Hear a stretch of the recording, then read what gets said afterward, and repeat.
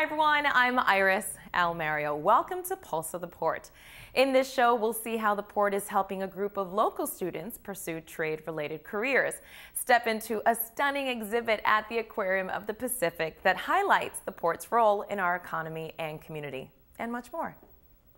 In 2010, nearly 5,000 vessels called at the Port of Long Beach. And if you've ever wondered how all this traffic is monitored, you'll enjoy our visit to the Marine Exchange.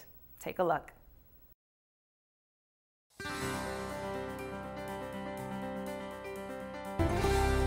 Hello everyone, Lee Rehrman here. Now, if you're looking for the best view of the entire San Pedro Bay Ports complex, this is the place to be. It's also a great place to spot incoming vessels, which makes it the perfect home for the Marine Exchange of Southern California.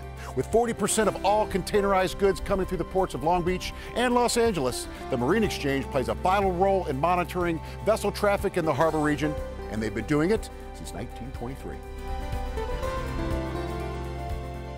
And I'm joined by Captain Dick McKenna, who is the Executive Director here at the Marine Exchange. Now, obviously this view is a spectacular perk of the job, but you're up here for a very specific reason, correct? Well, that's right, Lee. This is it's very functional where we are, because with our vessel traffic service, we need good coverage with radar and very high frequency VHF communications. And with this, we can really reach out. We're up at a nice high altitude. As you can see today, we've got a marvelous view. We can see outside of the 25-mile area of our responsibility.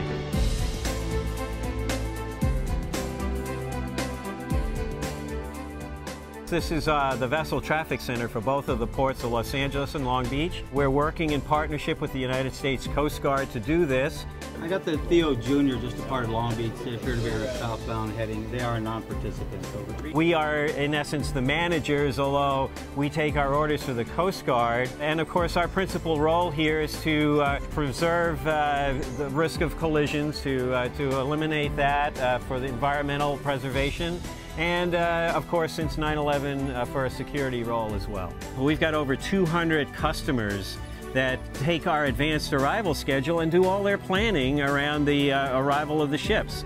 That includes the pilots, the tug operators, line handlers, agents, provisioners, and even the longshoremen. The longshoremen get our information in the daily newspaper, and they go look for particular work depending on where the ships have arrived. And so we've got a very nice, consolidated, very accurate idea of who's coming to our port. Nowadays we have all this advanced technology.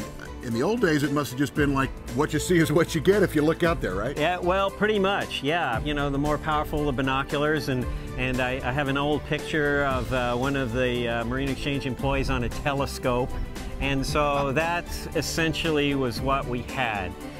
Back in 1923, they probably did it something like this. Then they moved to something like this.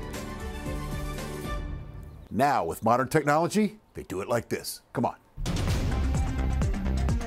We're about to enter the Vessel Traffic Center. To my right here is Minka. He is the Coast Guard Petty Officer on watch.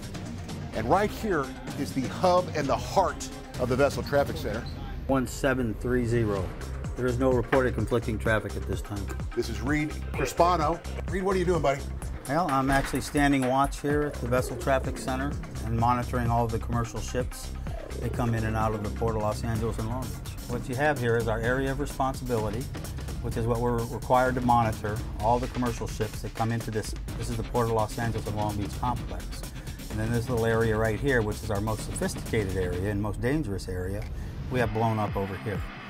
So now, who is this information for, and how do they use it? Is it for these guys right here? It's a conglomerate of information. Being the Marine Exchange Vessel Traffic Service, what we're doing is we're making sure that everything is safe. So the information is for each individual mariner so that they understand we are just an extension of their bridge navigation team. We tell them what's in front of them so that they don't have to hit it. But on the other hand, also, we're serving the maritime community, the people that want to know where these ships are at, when they come in, and when they can expect them to be at berth so that they can get them offloaded and get them out of port as soon as possible. We have arrivals, departures, and shifts for the day and then the next day. We utilize that information to know when to start seeing them and tracking them on our system. We'll pick them up as far out as probably 50 miles to know that they're coming, And then what we do is when they get within 25 miles, that's when they're required to make their reports to us, and we track them in from there, from 25 miles out from Point Furman. Now, there's also a very important environmental aspect Right. to what you do here, right? Right. Well, actually, there's two environmental areas. On that scope, what we do is we monitor the ship's traffic for whales up in the Channel Islands National Marine Sanctuary, which is up off of Santa Barbara and Oxnard. Yeah, we're keeping track and helping them to know, the commercial ships to know where the pods of whales are so that they don't hit them. And then over here, there's the Long Beach Environmental Speed Reduction Program, which is this arc right here, which is 40 miles, where they're requesting that ships maintain a speed of 12 knots or less. What they're trying to do is keep the quality of air good by keeping the emissions down by slowing down the vessels as they transit through the areas. And this is within 40 miles of the Port of Los Angeles and Long Beach. And what we do is we send, actually every 5 miles, we automatically send the vessel speeds to the Port of Long Beach, where the guys that stand radar don't even know that it's going. It's automatically going to the port. And they're keeping track of which vessels are doing it. And then, of course, you know, they get their breaks for dockage, and they get they fly the green flag and everything, that they're compliant. Reed Crispino, thank you, my friend. You're quite welcome. Thank you.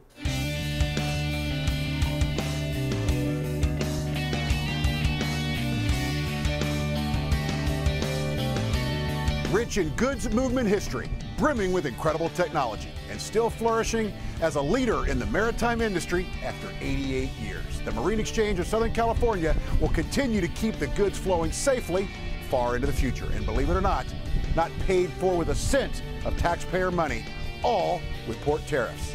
I'm Lee Rearman, and I'll see you next time.